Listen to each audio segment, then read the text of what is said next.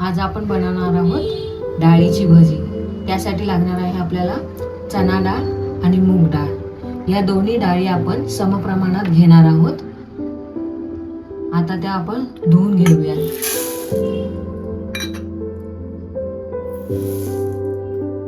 आपण त्या आता स्वच्छ 2-3 पाण्याने धुवून घेणार आहोत।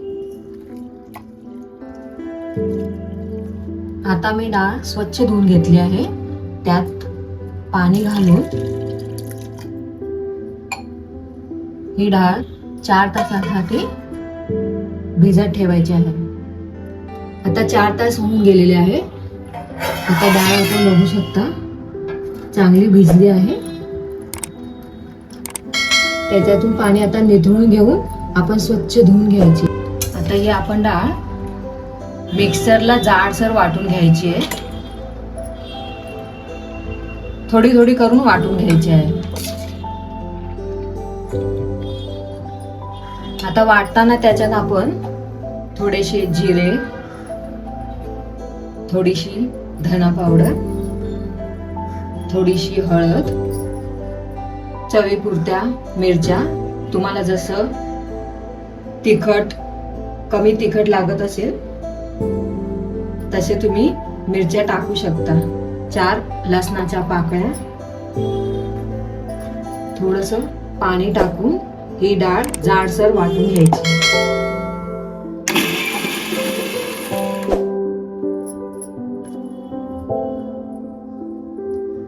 डाळ अशी जाडसर वाटायची। वाटलेली डाळ एका भांड्यात काढून घ्यायची।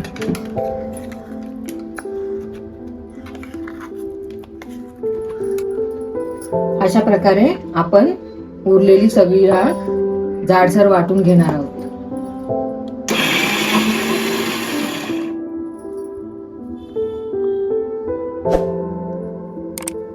आता ही संपूर्ण डाळ वाटून झालेली आहे आपली। ती आता मिक्स करून घ्यायची।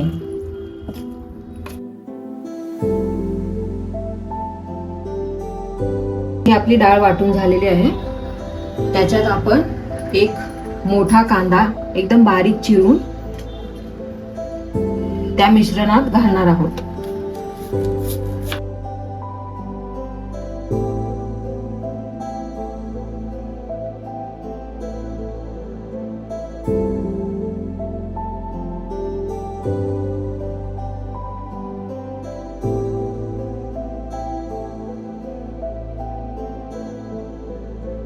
आता ह्याच्यात आपण हा कांदा टाकणार आहे।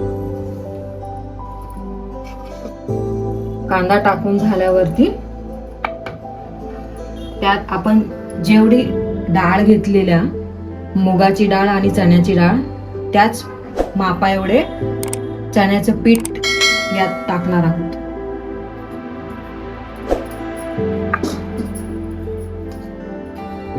आणि आपण ह्याच्यात आता मीठ टाकणार आहोत। आता हे मिश्रण मी सगळे एकजीव करून घेत आहे।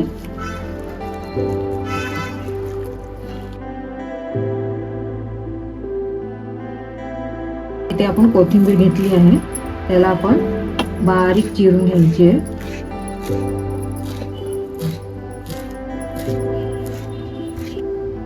कोथिंबीर आता या मिश्रणात आपण टाकायची आणि पुन्हा एकदा सर्व मिश्रण एकजीव करून घ्यायचे। हे आपले डाळीचे मिश्रण एकजीव करून तयार आहे। तर आपण त्याची भजी करायला घेऊया।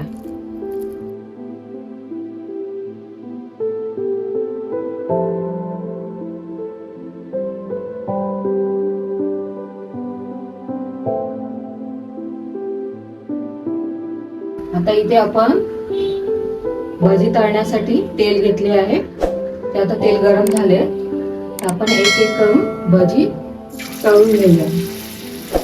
आणि ही भजी अशी थोडी सपाट करायची।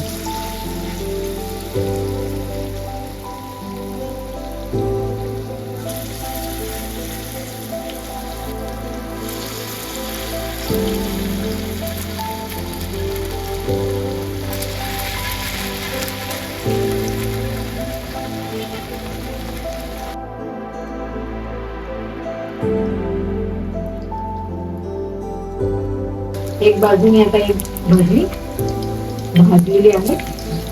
मग आपण अशी पलटी करून घेऊया. मग त्याला थोडासा लालसर रंग आला.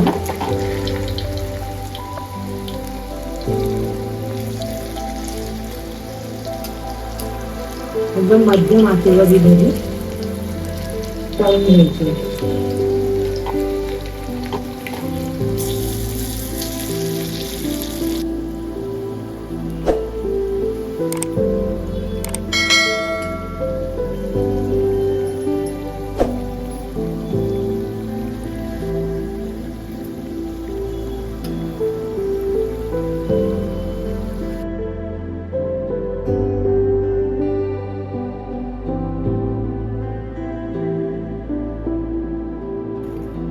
चला तर मग आपली डाळीची भाजी तयार आहेत. ही रेसिपी तुम्ही नक्की घरी करून बघा आणि ही रेसिपी आवडली असेल तर चॅनलला नक्की सबस्क्राईब करा. सध्या आता पावसाचे वातावरण आहे, तर नक्की तुम्ही ही भजी घरी ट्राय करा आणि पावसासोबत या भजीचा आस्वाद घ्या.